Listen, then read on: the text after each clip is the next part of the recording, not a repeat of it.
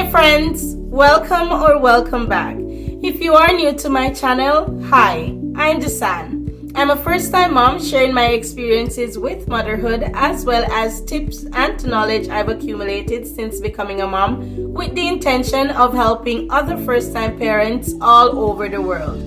In this video, I will be sharing with you how I sleep trained my 6-month-old baby in only 3 days using the cry it out method.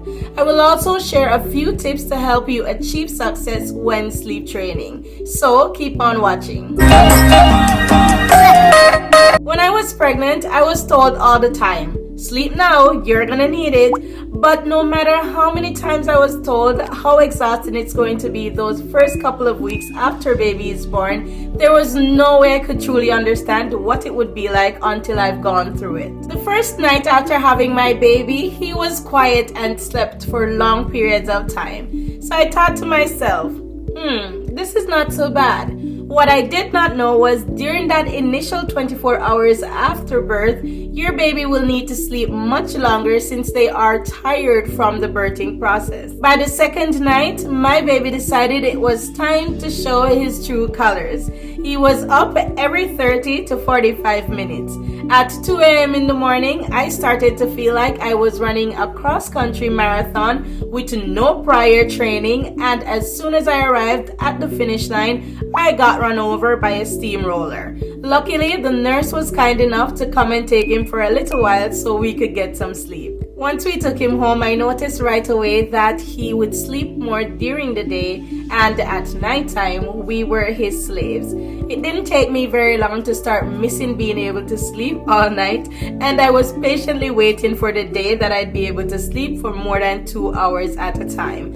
I know by 6 months, babies are usually capable of sleeping all night, so that was my aim, and I started to put things in place to help me achieve that by said time. So bear with me as I share with you all the things we did in preparation for actual sleep training when the time came. The first thing we did was helped our baby to flip his internal clock. Remember I told you that he would sleep more during the day and was up more during the night. So we had to teach him the difference between daytime and nighttime. So during the day, we would do everything as we would normally around the house without modifying the noise. We would take him outside, play with him, and ensure that it was bright inside with lots of lighting. At nighttime, we turned off all the bright lights, reduced the noise, and there were no playing, excessive kissing, cuddling, or talking to baby during nighttime feeds. By 1 month old, we had taken note of how many naps he was taking throughout the day in combination with the amount of sleep we knew he needed at that age, and we used this to create an effective sleep schedule. So every day at the same time, he was put down for a nap. Following this, we created a routine which consisted of a bath, bottle, burp, story time, and then I'd rock him to sleep. We use this routine for both bedtime and nap time. Except for nap time, I do not give him a bath, nor do I read him a story. Having sleep schedules and routines are very important, as without a sleep schedule, your baby will sleep whenever for however long, and this could affect how well they sleep at night. And having a routine will help your baby to recognize when it's time for sleep and what to expect. Now fast forward to 5 months old, which is when we slowly started implementing sleep training using the pick up put down method. Once baby starts crying, I would go in, I'd pick him up out of his crib, cuddle him until he stops crying, then I'd put him down and leave the room. He did not like this very much. Once I put him down, he would become more upset and screamed even louder. So we tried the Ferber method, which is where you'd go into the baby's room in intervals once they start crying, just to let them know you're still there.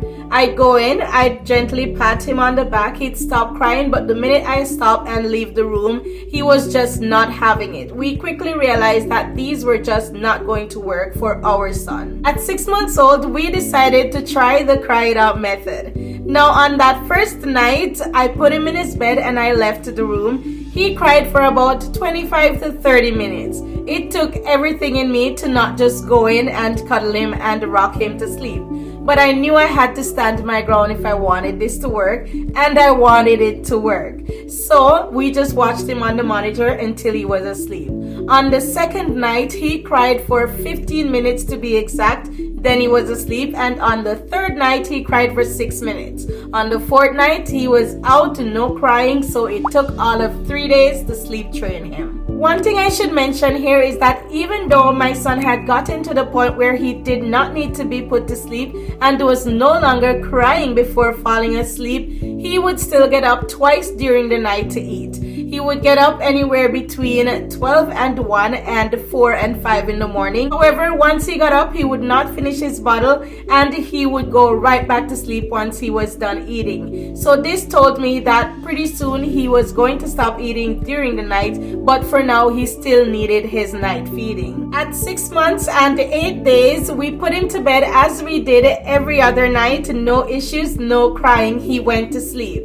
My body was automatically set to wake up at those hours to feed. So I woke up expecting to feed. He was still sleeping. Checked on him, he was fine. Woke up again in the early morning expecting to feed. He was still sleeping. So this was his first time sleeping through the night. Now once he did this, I knew he was ready and capable and did not need night feedings anymore. So I reassessed his feeding schedule. What I was doing prior to that was feeding mostly on cues. But I wanted to start feeding every 3 hours. This way I was certain he was getting adequate amount of calories to aid sleeping through the night. With that said, we did experience some sleep regression, and this was just due to baby learning to do new things such as crawling, rolling, holding on to stand, and teething. When this happens, the first thing you'll want to do is ensure that your baby is okay and is not feeling unwell or in any pain. Once you've done this, you'll need to go back to the initial sleep training method and be consistent. Earlier I mentioned that I reassessed my baby's feeding schedule once he started sleeping through the night so I could be sure he was getting enough calories. I forgot to mention what this might look like. So babies 6 months plus should be consuming anywhere from 24 to 32 ounces every 24 hours. You will need to be consistent. Consistency is key, and without it, everything else will fall apart. So you'll want to focus on creating a sleep schedule, a feeding schedule, and a routine. Routines help your baby to get into a rhythm and to recognize when it's time to be awake and when it's time to go to sleep. A feeding schedule will facilitate adequate caloric intake, which is important for your baby to be able to sleep through the night. A sleep schedule helps your baby to get the proper amount of sleep they need during the daytime and at nighttime. This is good for parents as well, as when you know exactly when your baby will be going for a nap, you can make plans to have things done during that time frame. Like I said, I know it's hard hearing your baby cry and not do anything about it.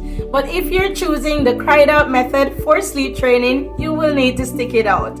On the bright side, it only takes a few days. And in no time, you and your baby will be sleeping through the night. Well guys, that's how we sleep trained our 6-month-old baby in 3 days using the cry it out method. If you found the video helpful or if you enjoyed it, go ahead and give it a like and subscribe for more.